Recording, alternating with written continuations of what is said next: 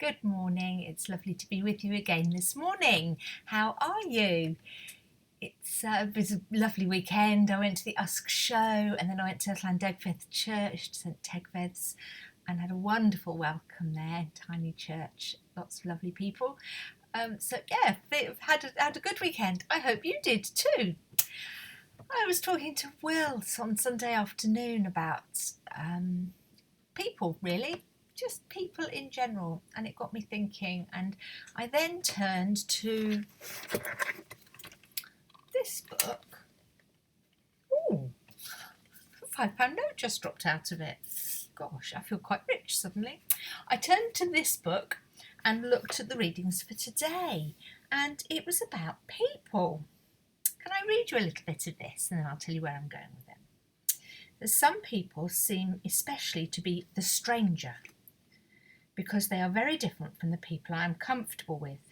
We all tend to surround ourselves with people who agree with us on the vital issues, people who look like us, smell like us, have similar backgrounds and hold similar convictions. And when we create a life surrounded by people just like ourselves, it is a very narrow life.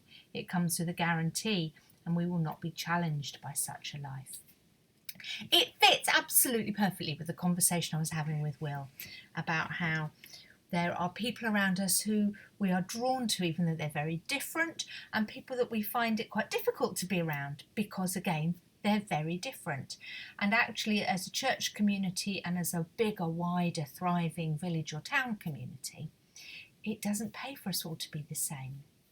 I don't know if any of you are on Twitter as a piece of social media, but people talk about the Twitter vacuum, and that's because we tend to follow and read tweets that are all by people who have the same opinions as us.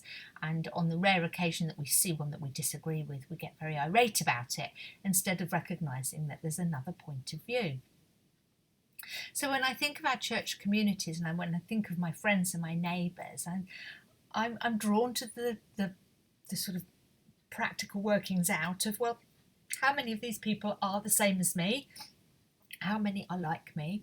And how much space is there in my week and in my life? And how much time do I give to trying to be with people who are not like me at all and who will challenge me and stretch me in ways that can only be good for me?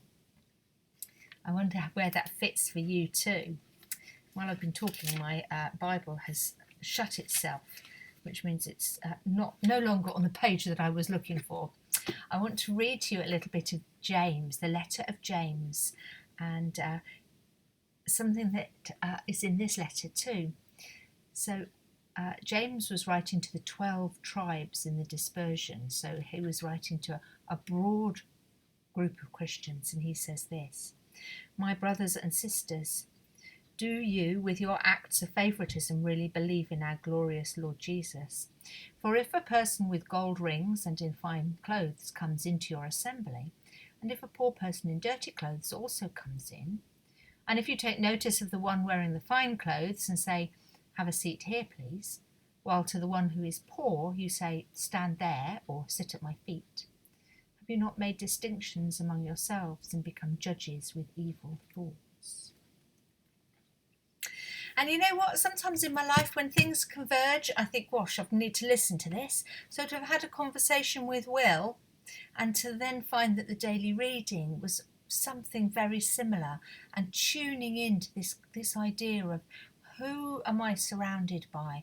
Am I making sure that I give enough time to the people in my life who are a bit different and might need a bit more time and might need me to think more creatively or think more generously or behave differently to ensure that they are included? Who are these people, and am I doing enough of it?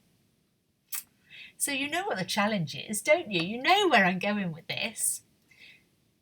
Are you surrounded by people who are just like you, or do you make space to include others, the strangers perhaps, or those that need a little more time, those that you don't really understand or have different views?